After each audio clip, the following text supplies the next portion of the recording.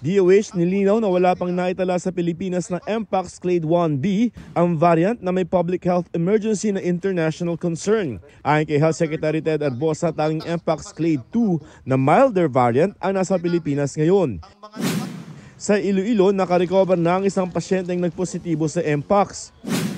Sa Cotabato, ipinatupad naman ang mandatory na pagsusuot ng face mask sa mga ospital para maiwasan ang pagkalat ng Mpox.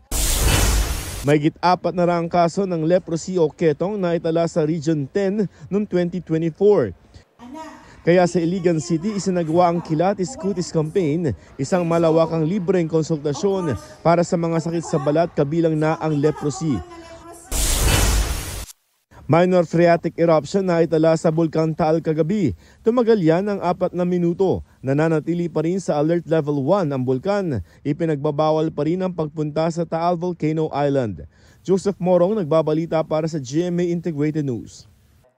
Huwag magpahuli sa mga balitang dapat niyong malaman. Mag-subscribe na sa GMA Integrated News sa YouTube.